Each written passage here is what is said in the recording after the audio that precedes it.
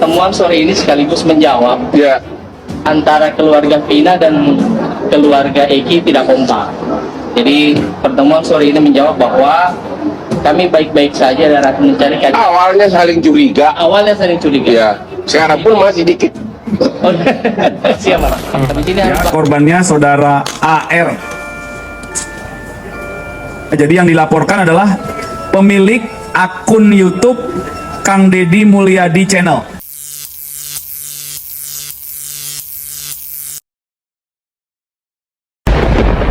Nah kalau yang ini hangat banget nih gengs, kayak Surabi Imut tuh yang di Setiabudi.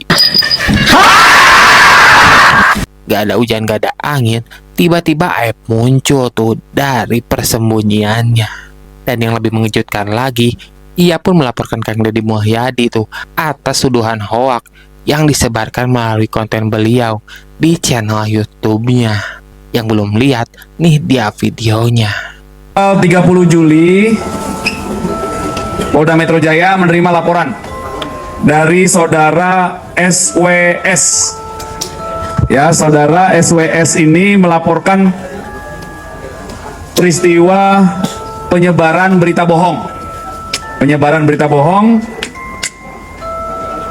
sebagaimana diatur di pasal 28 ayat 3, junto pasal 45 ayat 3. Undang-Undang Nomor 11 Tahun 2008 tentang ITE. Dalam uraian singkat peristiwa yang dilaporkan oleh pelapor, pelapor selaku kuasa dari korban, ya korbannya saudara AR. Pelapor menjelaskan bahwa pada saat pelapor berada di kantor DPP Perhaki, pelapor melihat adanya akun media sosial YouTube. Ya, jadi yang dilaporkan adalah pemilik akun YouTube Kang Deddy Mulyadi Channel. Ini berdasarkan apa yang disampaikan oleh pelapor ya. Dimana saat pelapor menerima kuasa dari korban menjelaskan di dalam percakapannya ada seorang bernama Dede dan Deddy Mulyadi, di mana dalam percakapannya Dede memberikan keterangan atau berita bohong tentang korban dan ditonton oleh banyak. Gue nggak berada di pihak siapapun ya, tapi gue berpendapat bahwa pernyataan Budi ada benarnya tuh. Sekarang banyak orang tuh yang mengejar beliau, yaitu Kang Deddy Mulyadi tersebut. Kasian sih Kang Deddy Mulyadi. Tapi kalian aneh gak sih gengs? Kalau pelapor biasanya ada tuh mukanya diwawancara atau gimana, ini malah kepolisiannya yang ngomong. Tanda tanya lagi nih. Duh, ini kasus tanpa akhir. Semakin banyak kejutan-kejutannya. Kayak film drama Korea aja. Nah, untuk video selanjutnya ini menggegerkan banget nih gengs. Gimana enggak, sosok yang dicari-cari akhirnya muncul ke permukaan tuh. Yaps, benar, Ibtu Rudiana. Kemarin-kemarin ini, ia muncul tuh ke permukaan gengs. Namun anehnya, ia pun muncul tuh dengan Hotman Paris selaku pengacara almarhum Vina. Nah, biar kalian gak bingung, mari kita reaction sama-sama videonya, biar nggak gagal paham tuh. Yuk, sikat!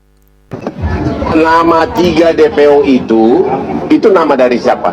Nama 3 DPO kita dapat pada saat kita gali keterangan daripada kemunculan nama.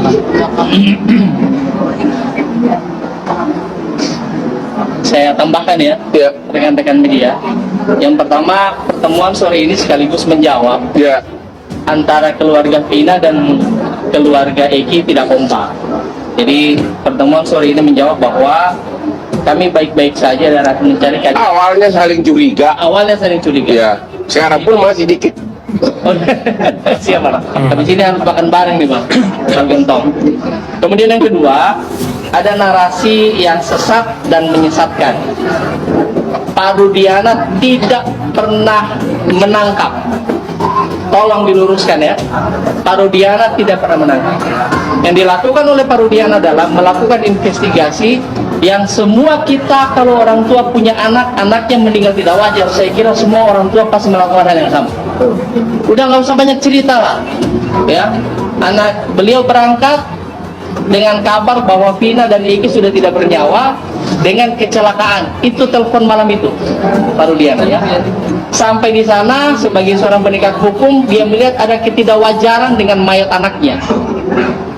Ya, saya ingin katakan di sini bahwa tolong narasi-narasi yang kemudian menyudutkan beliau itu diluruskan. Beliau tidak pernah menangkap, yang beliau lakukan adalah investigasi.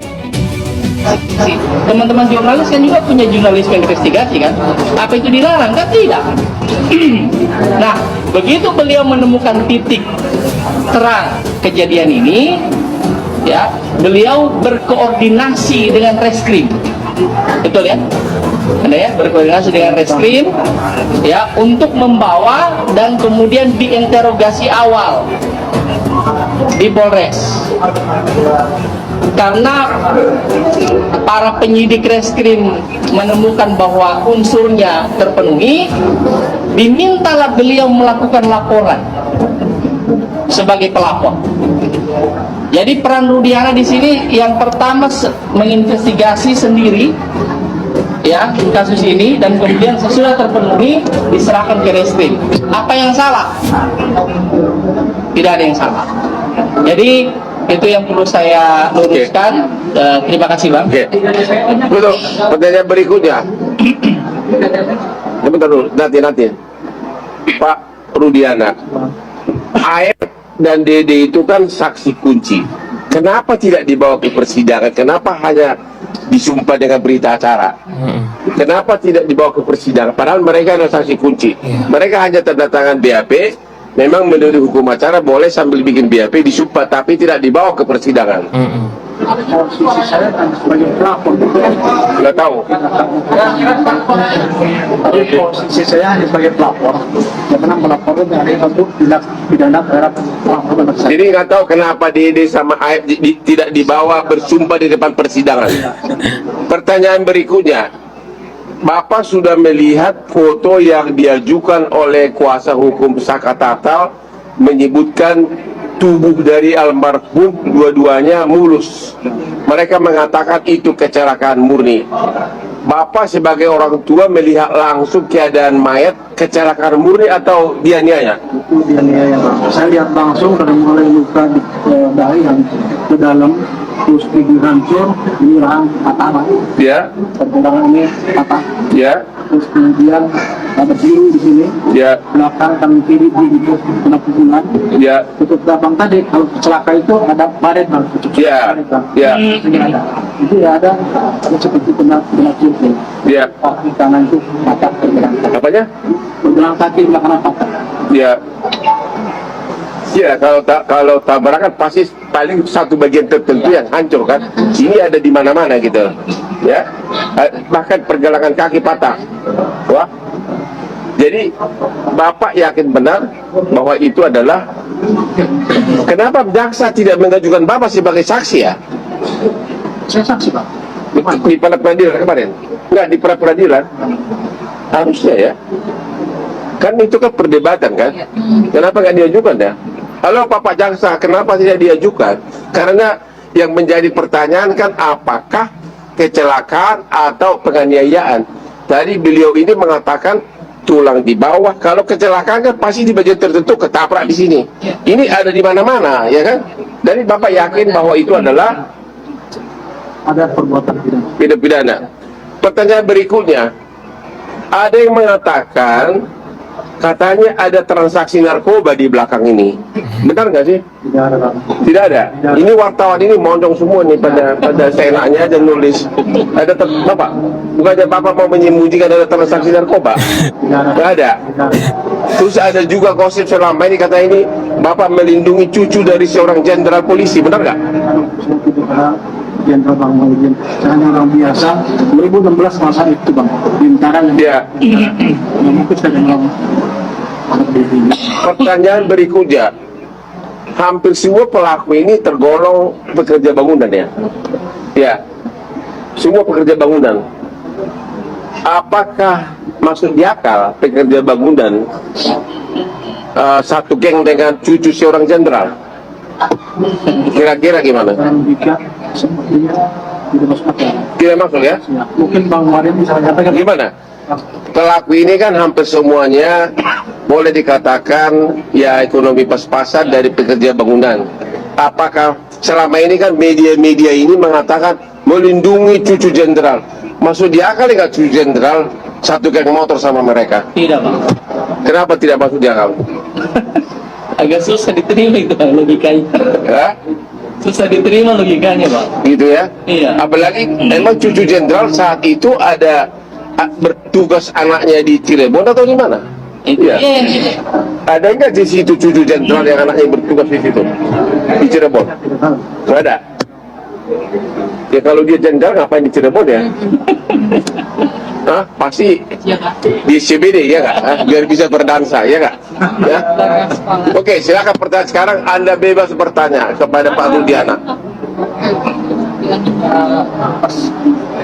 Ya teriak. Bahkan bukan Rudiana, Bang. Baiknya pertanyaan itu ditanya kepada penyidik pada saat itu. DPO-nya mereka dapat dari mana? Itu kan hasil pengembangan penyidikan. Ya jangan tanya Pak Rudiana. Nanti kalau Pak Rudiana jawab, ya berarti kecurigaannya menguat bahwa Pak Rudiana menyidik dong. Nah, jadi itu nggak bisa dijawab oleh Pak Rudiana. Tanya ke Polda atau Oke, Polres. kalau gitu ada pertanyaan kunci nih. Sekarang ini kan berkembang pendapat di masyarakat bahwa 7 terpidana, 7 ya, semua terpidana termasuk 7 yang lagi di penjara bukan pelaku. Menurut Bapak? Kalau saya mendasari informasi dari saudara D sama Pak, Ya. mana dia melihat pada saat malam minggu ada upaya penganiayaan dan pengajaran. Dan kemudian ketika dia menyampaikan kalau dia hafal motornya warna hijau, saya memperlihatkan motor yang saya motor di Posik Talo, dia menyampaikan betul itu motor yang dilakukan penganiayaan. Kalau dalam keadaan gelap dan ada jarak 100 meter, sebagaimana didengung-dengungkan oleh mantan kabar eskrim, siapa tuh? Susno Aji. Bagaimana mungkin Dede dan Aib bisa melihat bahwa itu adalah si ini, si Peggy gitu loh. Menurut Bapak gimana? Yang pasti yang saya dapat info dari saya, kalau dia melihat 4 orangnya, Apa orangnya? ya, betul. Kemudian ketika saya jam 2 dan jam 14 dapat informasi, saya tukar HP sama AF, sekitar jam 16 F telepon saya. Ya. Pak, orang-orang yang itu malam itu sedang berkumpul di depan SMP. Iya. Dan datanglah kami ke sana, dan dengan baik-baik Bang, mau ngajak mereka untuk ikut sama kami ke kantor. Setelah di kantor, kemudian mereka mengakuin kalau mereka yang melakukannya. Sehingga dasar tersebut yang dijadikan dasar kami untuk dilahirkan. Bagaimana orang baru ditanya langsung mengaku? Tentunya ada upaya-upaya kami untuk Apa benar disiksa, Pak? tidak ada Pak. Karena Itu katanya disiksa, digoreng atau apa? serahkan ke Reskrim, posisi masih itu dan itu kami foto, ada dokumentasi. Bukan para pelakunya ini Jangan dong. gugup dong, Apa benar Pak. disiksa makanya mau ngaku? Tidak ada. Tidak ada. Tidak. Dan posisi masih utuh. Bukannya itu tidak ada penyerangan. Dari mana Bapak kenal Dede dan Aib? Pertama kali sampai tahu bahwa dia saksinya. Itu pada saat kami berempat coba mencari informasi dan mulai dekat Maya, kemudian coba cari CCTV, hingga berapa lama kemudian sekitar jam 2 melintas dekat Alfamart sama CCTV, tapi tidak ada CCTV itu. Kemudian itu Alfamart bisa melihat air cuma dia nongkrong di depan. Oh, jadi kita samperin. Campari di interview gitu Ya, ya? artinya semua orang yang kami tanya Bang, namun air sama Dedela yang memberi informasi. Oh begitu. CCTV di mana sekarang? Itu ditanyain orang juga. Ya, CCTV yang diperlukan memang seperti ada, karena CCTV tidak jelas ada di jalan raya, cuma mengarah ke perumahan depan dari mana kejadian, dan itu sudah saya sampaikan ke penyidik. Karena Tapi di CCTV kelihatan nggak ada penganiayaan. CCTV karena cuma orang di jalan raya aja, tidak melihat jelas. Dan saya tidak mengambil karena seperti ini Bang. Kalau pertanyaan di gue sih simpel aja. Kalau benar itu kecelakaan, kenapa 7 tersangka tersebut tidak dibebaskan sekarang ini tuh? Pertanyaan kedua ya, kalau memang itu kecelakaan, Terus yang di alat pita-pina itu banyak lendir-lendir waktu kata pemandi jenazah. Itu kenapa? Menurut gue pribadi, selaku orang awam juga, pasti itu diperkaos tuh Pan. Nah kalau menurut kalian, gimana gengs?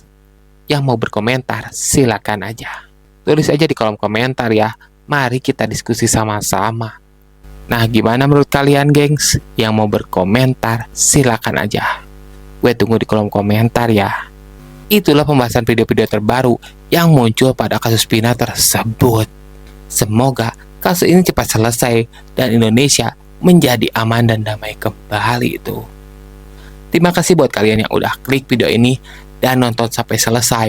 Semoga kalian sehat selalu dan dalam lindungannya. Amin. Bantu dukung channel kami dengan cara like, comment, and subscribe ya. Dan jangan lupa nyalakan lonceng ikonnya ya, agar kalian mengetahui konten-konten terbaru yang kami update tuh. Dan buat kalian yang ingin pembahasan lain di channel ini, silakan aja. Tulis aja di kolom komentar ya. Nanti kalau gue mampu, gue bahas pembahasan tersebut di channel ini. Terima kasih. Sekian horor area kali ini. Semoga Anda terhibur. Gue Randy di sini pamit undur diri. Bye.